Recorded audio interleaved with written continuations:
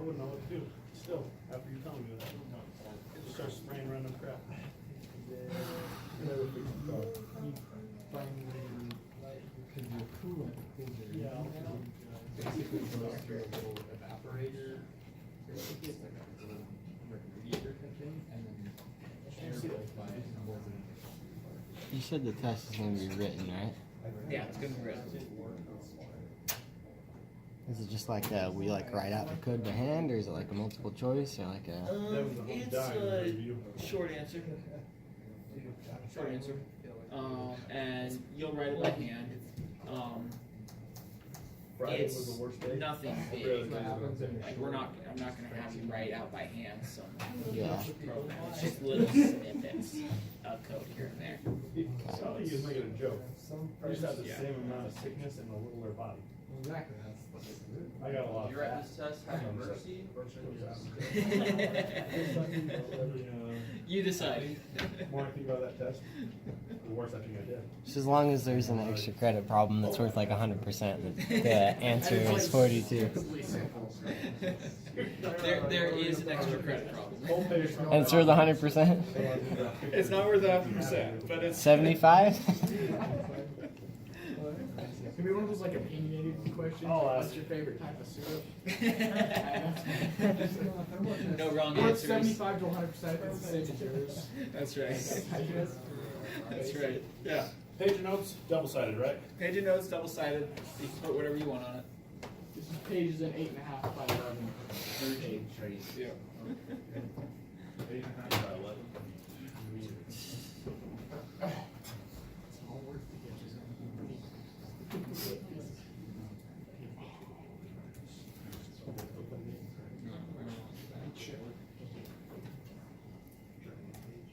There's a picture of you and the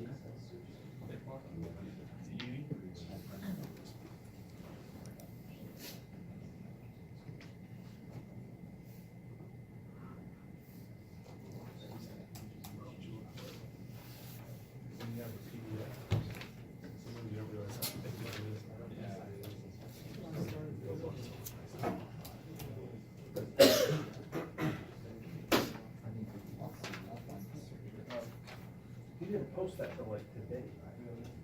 I looked last night, I was like, no, what is it? There's a picture of cup.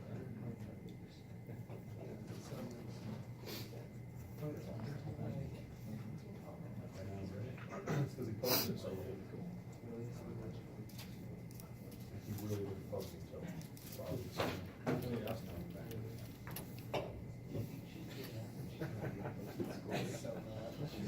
at that, you see that? So my underwear really looks like you.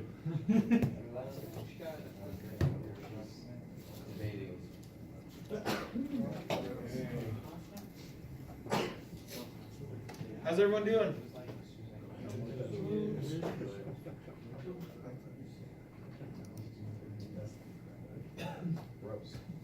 How you doing? Doing okay? Doing well. Doing well? Yeah, here and there? Okay. All right, so we'll do a review today. The test, to let you know, you get one side, you get notes, one piece of paper, double-sided, that you can do. Or that you can have, you can put whatever you want on it. You can type it out, write it out, whatever. There are a few little things on the test to kind of give you a few charts of some information to give you so you're not completely stranded with everything. So just to kind of help you out. Let's see. Huh? Data. A few tidbits of information to help you out so you're not entirely lost for the most part. At least hopefully not. You'll come in Wednesday for class and I'll just hand it out there. You'll have it for that day. Computer, or for that hour, and then just turn it in before you leave. Computers off, no No use of MATLAB, no use of computers at all throughout the test. So there is one extra credit question. So, and that'll, I'll. Has nothing to do with MATLAB. That's right. That's right. About baseball. It's about baseball. Jackie Robinson baseball? That's right. So study up on baseball. No. One, it's just a fun question. There's one extra credit question. So. Huh? All right. Multiple choice or fill in the blank? It's fill in the blank, or it's short answer. It's all short answer. Yeah, write a huge paragraph of each question. Explaining how each function works. Sorry? Explain how each function works. Yeah, that's right. That's right. Write down every function and explain how each one works within MATLAB and the purpose of each one. That's right. I want a full essay. No, it's short answer. Okay, a couple sentences. Little tidbits of code that you write, things like that. There is some code written in the test that you answer, but they're not huge sections of code. It's just little tidbits, so it's not something that you have to really go through. On a scale of 1 to 10, how hard would you rate this exam? Okay, so the exam is on the harder side. I will say that. It is on the more difficult side, but I do give partial credit. It's not a all or nothing thing. Okay, so do your best, and you should be okay. Is it going to be curved at all? It will. I will decide what curving to do at the end of the test. Easier for the two people in the class that never coded before, right? That's right. If you've never coded before, then no. Make a note of that one, Foster. So yeah, right, I have never, yeah. So, it is. I will say it is on the more difficult side, but I do give extra credit. So don't stress if you get to the test and you're like, I have no idea. Just do your best, all right? And I will be lenient. I will be merciful. I'm not one of those teachers that says all or nothing, 0% because you got something tiny thing wrong. I'm not doing that. I am lenient on the partial credit. We wrote it a little more difficult because I want to push you. I want to see what you can do, see how you can do this. So. You're like, that was the homework, come on. So I want to push you. And then it's one-sided. Oh, it's two-sided? Okay. All right. So just do your best, and you should be okay. Okay, any questions so far?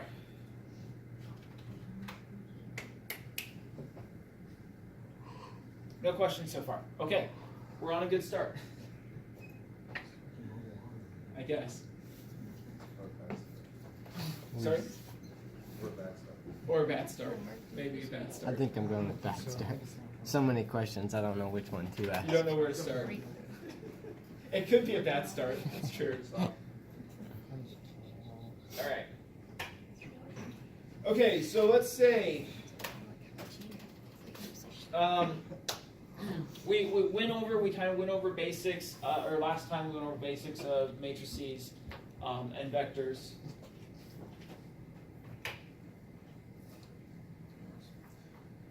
All right. If I were to take, I want to go over plotting today, or right now. If I were to take, and I want to plot, let's say, I want to plot a sine wave. How do I do that?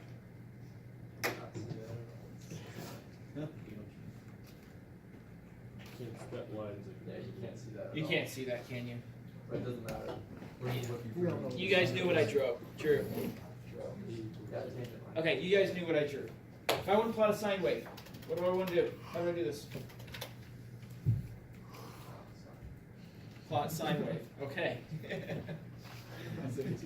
You need to know, I like, wish it was that easy. A equals sine x, and x is a range of radians. Okay, A equals sine of x. X is a range of values.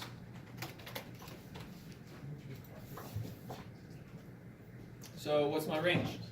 you do like -5 to 5. Okay, let's do that. -5 to 5. Alright, and I'm going to say Plot. plot what? A. A.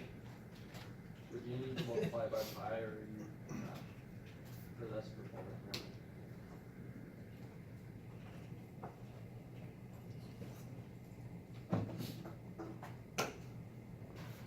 Okay, so there's my sine wave. It looks pretty jagged, right? Alright, so how do I make it better? You add in between the 2 5s, you add how like small of an increment you want it to. This is just going, and you'll notice on the bottom, it shows it starts at 1 and goes to 11. Now, I went from -5 to 5. Why is it showing from 1 to 11? That's a good question. Okay. It's not the sign of -5. But first off, let's do this. Let's make it more, as was said before, let's make it more specific, 0.2. And I'm going to run -5 to 5. Okay, that looks a whole lot better. Now I'm going from 0 to 52 or so. Why is it not showing -5 to 5? That would be the y value. Okay, when I put in plot, or no, not the y value, that would be the x. But when I put in plot, I only put in the letter A. What's A? It's just the sign of x. I'm not telling it the x values that I'm plotting against. I'm just telling it what the y values are. So I guess it is the y values. You're right. But I'm just telling it what the y values are. I'm not telling it the x that I'm plotting against. So when you do that, when you provide a plot that only has one variable, one values, it goes in a row and it starts at 1 and just goes up. So if I want to show the x value, so you can do this. This is perfectly okay to do this. And you just have to keep in mind that it's going to start at 1 and it's going to go up to whatever value you have. So if I want to show the x value on my plot, I need to provide the x value. So now when I plot it, it goes -5 to 5.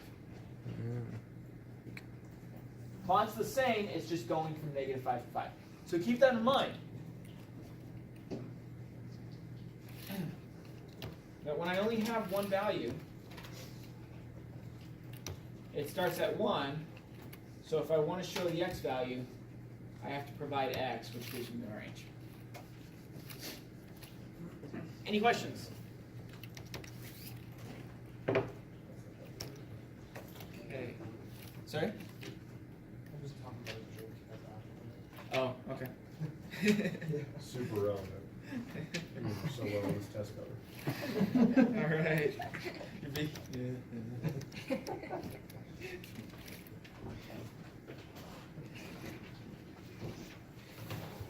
In sign language, this is the sign for drink alcohol. This is the sign for drink non-alcoholic. First time I went to my parents and I asked for a drink. Yeah. Right. Oh wait, hold on. And he gave it to you, huh? Just a special. Wrong one. Didn't realize that. So, okay. Okay, so let's say here, my wife's deaf, by the way, that's why I was showing you that. That's I realized I didn't specify that. Okay.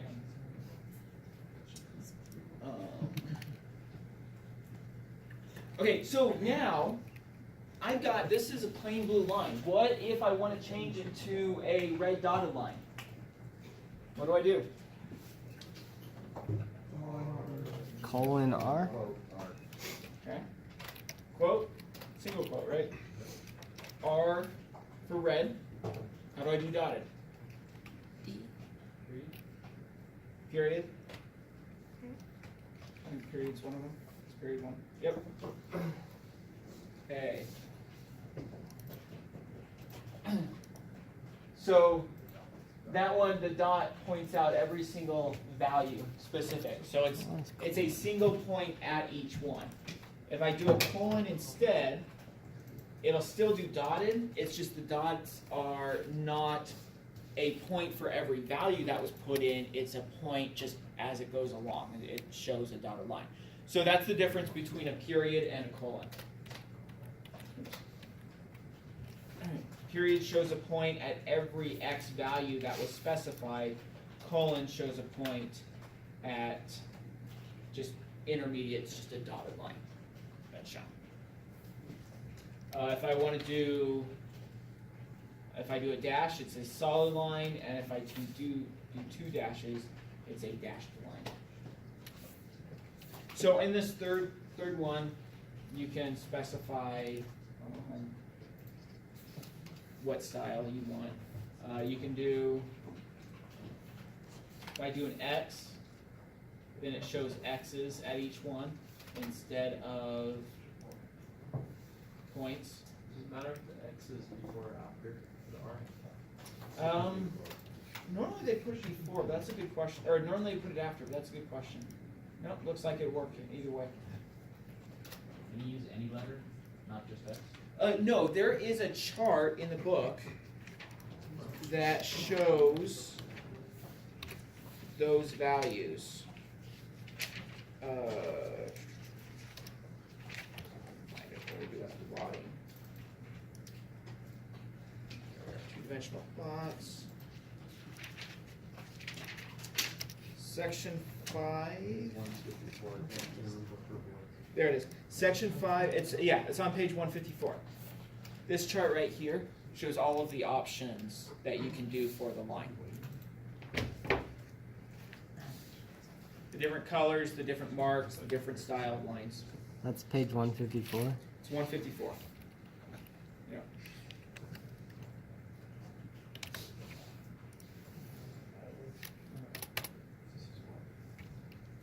Okay, let's see. If I want to make a new function, what do I do?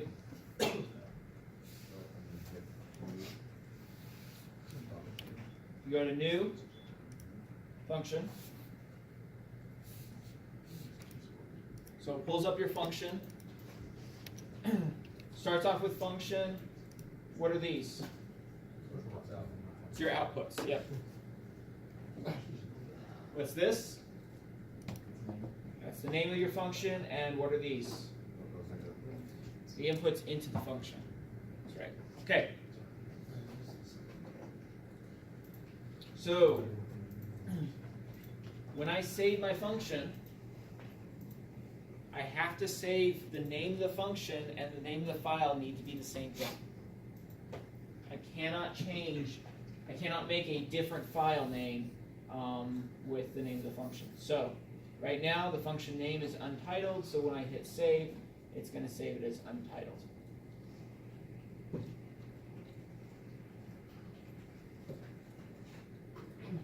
Okay, there's my outputs, there's my inputs. If I want to run an absolute value function, if I want to make an absolute value function, how do I do that?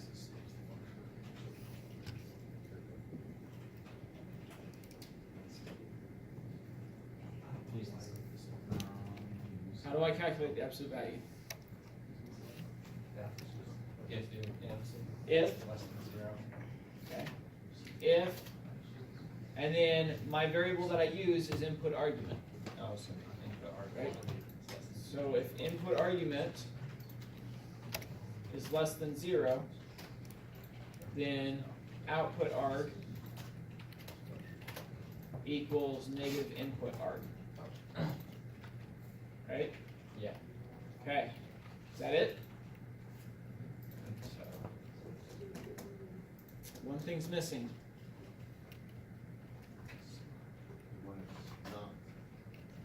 When it's not less than 0. Now what happens? I don't want to display it, not yet. This function is just, the purpose of this function is just to calculate the absolute value. Okay, I need to do an else. I need to handle the condition that the value is not less than 0. Output arg1 equals input arg.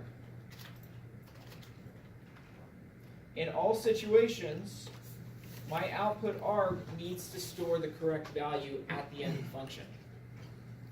If it's not, then who knows what gets sent back. But at the end of the function, output arg, the value that's in output arg is the value that gets sent back to wherever it was called. So you just have to keep in mind that in all situations, output arg needs to have the correct value. Yeah? Instead of like after else, can you just display the argument? You can. You can display it if you want. The problem is, if you display it in the function, then you're going to be displaying it regardless of the purpose of the function. The idea behind creating functions is you want to make it generic enough that in all situations, in all possibilities, you're going to be using it the way that, or you can use it. You can still use it. So for example, Even after else, does that matter? Else display. yeah, you could do else display input arg if you want. Is that what you're saying? No, no. What I'm saying is more along the lines of, let's take for example, if I have I equals absolute value of -4. I put a semicolon afterwards. At the end of the function, what's I going to be? 4. It's going to be 4, right? Okay, but is it going to display anything? No, why not? You got a semicolon? You got a semicolon at the end. So it's not going to display anything, and you've got the absolute value calculated.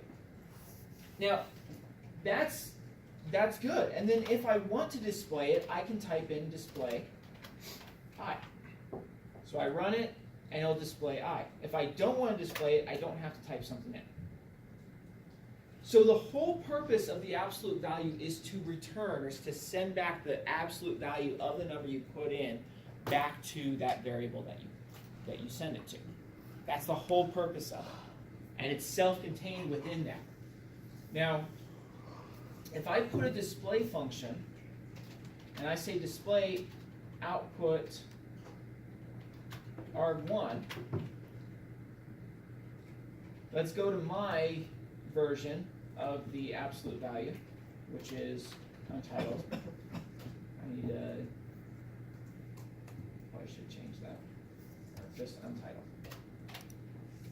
So this is my version of the absolute value function.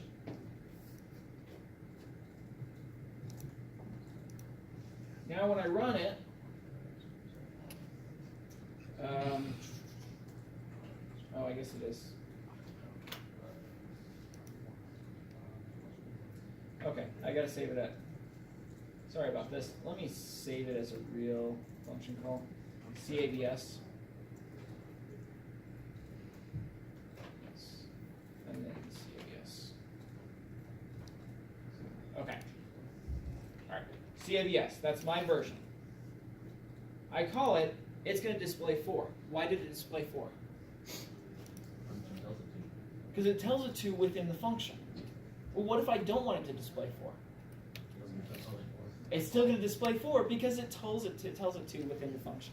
So that's kind of the purpose. When you make a function, you want it to be generic enough that it can handle all situations that the programmer wants to do. And so it's not really useful to put displays or fprintf within functions, because the purpose of the function in general is to send back an answer, not display it to the screen. Does that make sense? Any questions on that? Okay, So, and this goes with all programming. In general, the purpose of functions is to give you an answer, not display, not to handle things, unless you specifically want it to. There are times, in fact, there are many times where the purpose of the function is to display.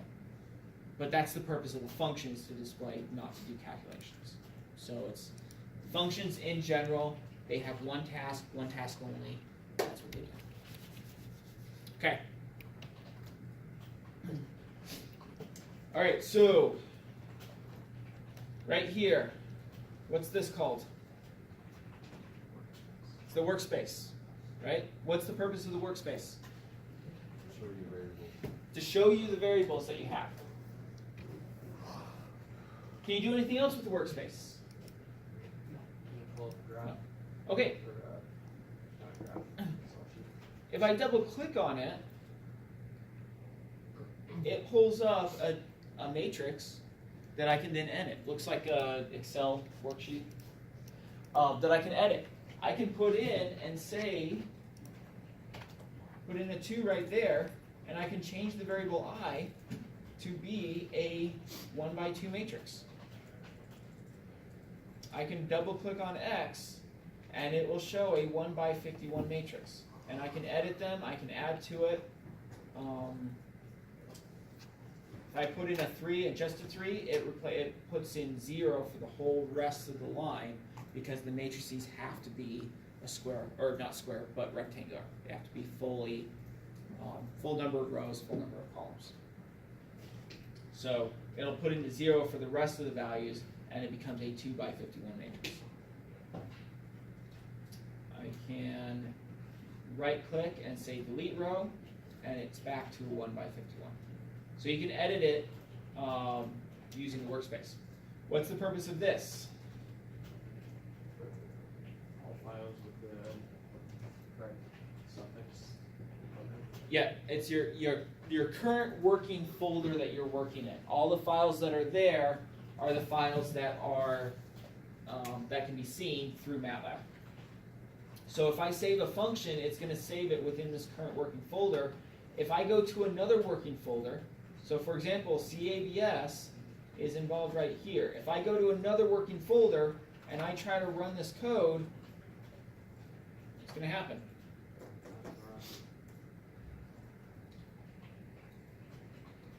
Although it's okay, it's still dead. It's not supposed to. It might be because of the cache. It might still be cached.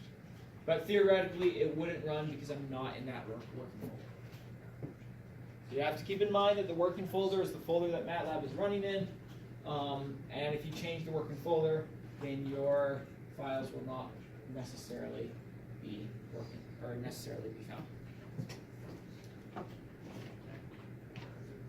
So it's plots.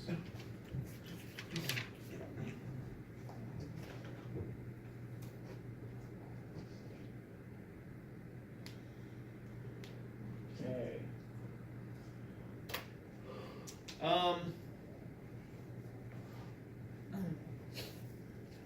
Still plots. Next functions.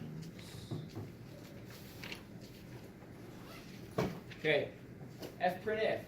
How does fprintf work? It's for formatting your text. So, if I have a variable called I, and I set it to equal 7, and I want to say I is equal to 7. I want to put in whatever I is. How do I do this? You add the quotes, you go outside the quotes, comma, and then put the variable. Okay, outside the quotes, comma, and then I, right? Okay, let's run it. I is equal to blank. You're close. Forgot your percent F or percent D or whatever it might be. I have to put something in here to indicate that I'm going to output my number. Okay, so there's %D, which will output the number as a integer if possible, as a decimal point if it's a decimal point. So if I do 7.5, I equals 7.5, it's going to give me 7.50.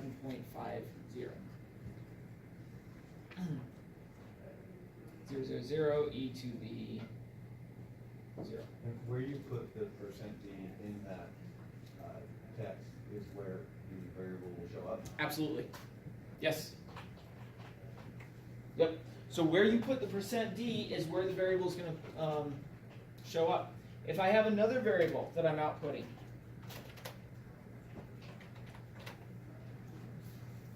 how do I put both variables in?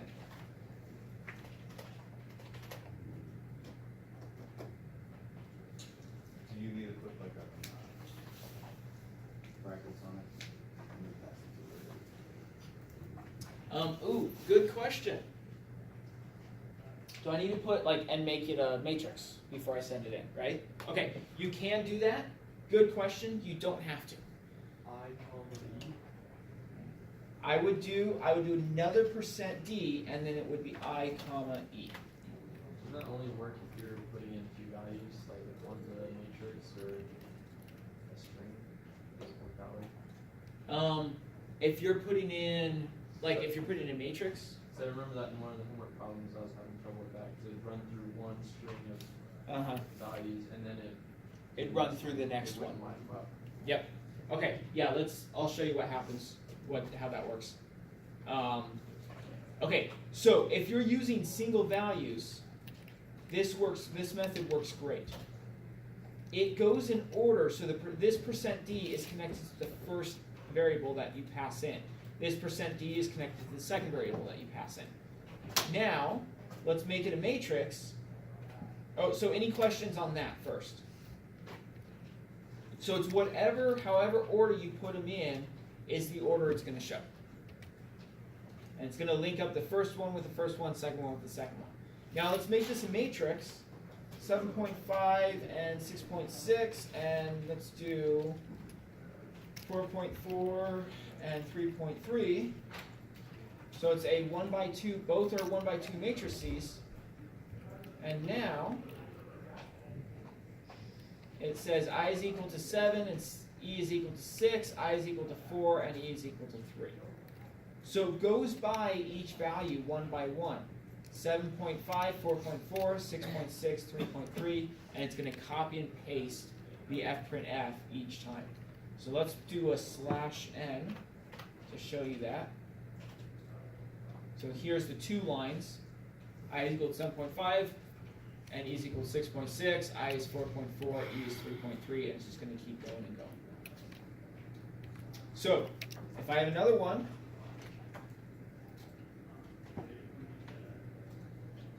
it's going to create a third line, and it's going to create another line copy and pasting the whole fprintf for every value that occurs within the matrices. So just have to keep that in mind.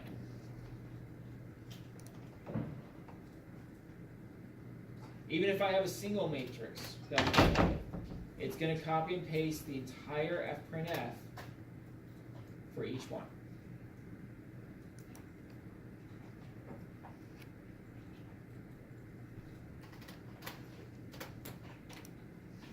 You just kind of have to be careful about that. All right, what's the /n do? Drops the display to the next one. Sends the display to the next line.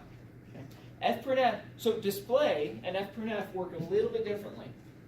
Display will display an entire matrix as a single piece. And it automatically puts a new line there. But there's no formatting with display. When you do fprintf, you can format, but you have to put in the new line on your own. You can't use percent D or anything or /n or add the variables in. With display? No, not really. It just displays either a variable or you add in a string, and that's it. Yeah. Yep. You can't do both together like that. Not really. No. Okay. Good question. For different options, what about a %f? What does %f do? You control the decimal factor. Allows you to control the number of decimals that get placed. So if I do %f, what if I want one decimal place to be put right afterwards? 0.1 and then 0 or whatever. Yep. I do 0.1. Oh, hold on. No, it's, sorry, It's gotta be before the F. it's before the F. 0.1. And that will give me one decimal place. So this is the number of decimal places that I'm displaying. This is the number of values at minimum that it will display. Yeah. I was gonna say, it never seemed to affect it, whatever was up front there. Yeah, it's If it had like a power to it, would it affect it more?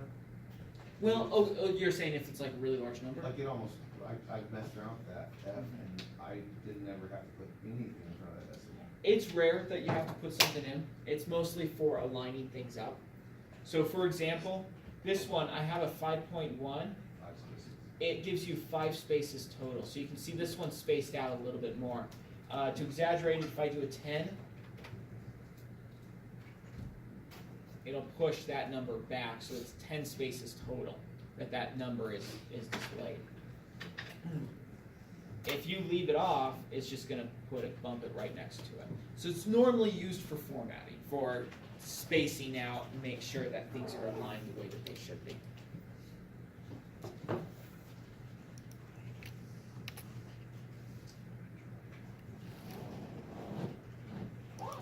Okay. Any questions so far? Okay. Let's say I have an if statement. I'm going to say I equals 6. If I is less than 5, I'm going to display hello world. Else, I'm going to display goodbye. All right, what's this one going to play? Or what's this one going to display? Goodbye. Right? Why? Because I is greater than 5, and that's what my test is. My test is if I is less than 5, I'm going to display. If not, or hello world. If not, it's going to be goodbye. All right. What happens if I am comparing a matrix and I run it through an if statement? Now what?